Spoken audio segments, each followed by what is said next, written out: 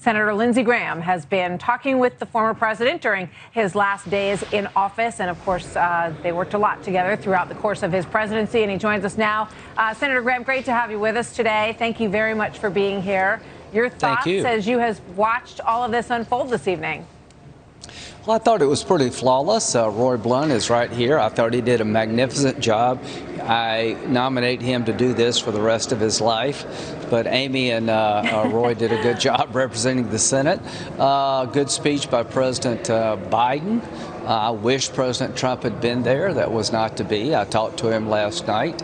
I think he's in a good mood. He's in a good spot. And we got the future to look forward to as a country and as a party. And Donald Trump will be the strongest voice in the Republican Party for years to come. But Biden's got the same problem every new president does. There's three things. What do I correct about the past president that I thought was a mistake?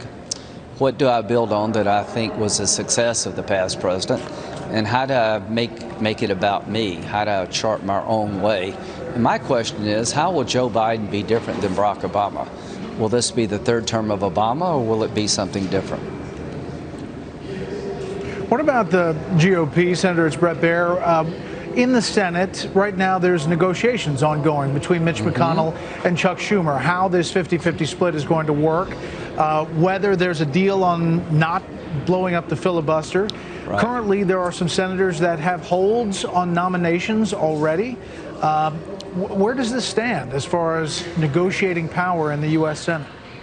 Well, in 2000, we had the same situation. I think that will be the template. Democrats will be in charge of the committees, but it'd be an even split. So, 50-50, you can't do a whole lot of big things unless you get a lot of buy-in. I think there's room for infrastructure, maybe something on immigration smaller. But at the end of the day, I think President Biden deserves his cabinet. I'll be voting for the Secretary of Defense and Secretary of State nominees. I think they're both highly qualified, and I want to work with President Biden to get his team in place and see what we can do together. Well, you would tell your fellow GOP senators, Senator Hawley apparently has a hold on Mayorkas for Homeland Security. Senator Cotton says he's not going to give the waiver to General Austin. What would you say? Let them have their nominees? Well, number one, you can, I think putting a hold to ask questions about border security makes sense. I just worry about the dangerous times in which we live. I've known Lloyd Austin for a long time.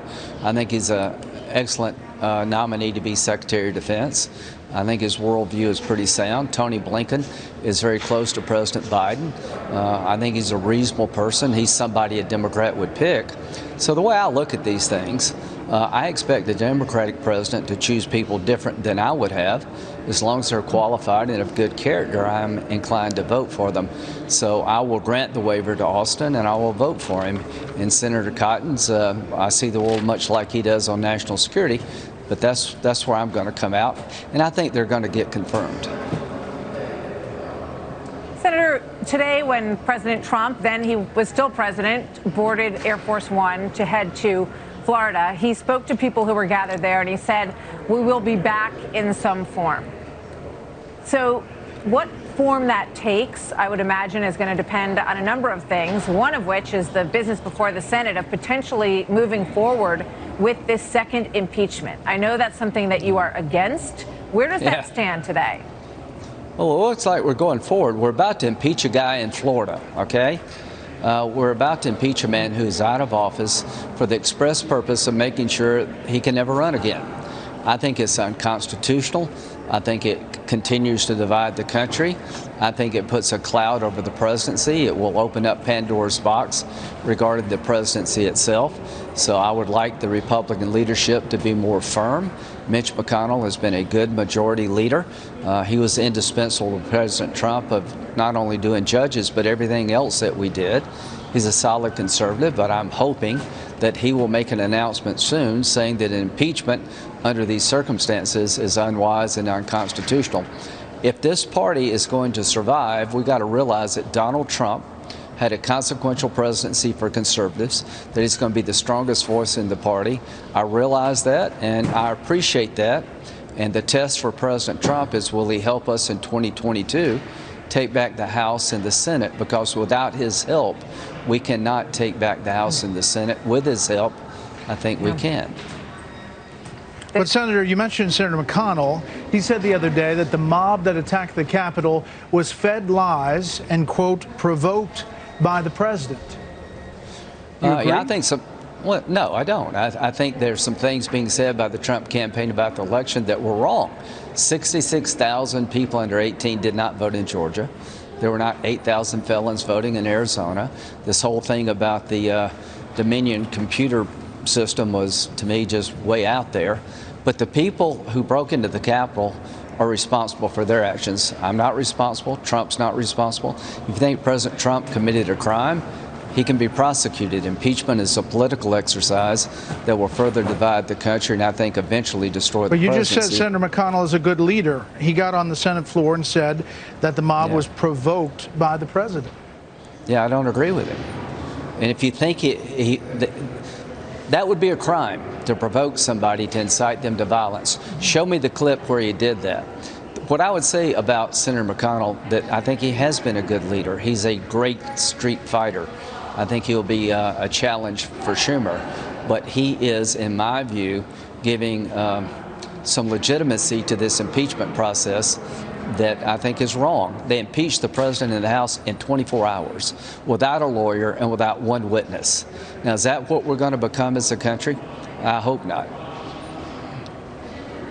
Senator, you said that you believe that President Trump will play a big role going forward in these 2022 elections. I think a lot of focus, as soon as the inauguration is behind us, is going to turn to those. It seems, though, that there's a lot of folks in your party who want to sort of erase him from the party. And he's talking potentially about building his own party called the Patriot Party. What do you say to all that? Well, I hope he does, and I hope he'll stay the leader of the Republican Party. If you're a conservative, this has been a good 4 years for judges, for rebuilding the military, for bringing order to the border, for historic peace agreements in the Mideast. This has been a consequential presidency, 3 Supreme Court justices. I hope President Trump understands that his legacy and his best future lies with the Republican Party. I hope people in our party understand the party itself.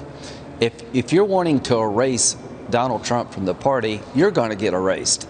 Most Republicans like his policies.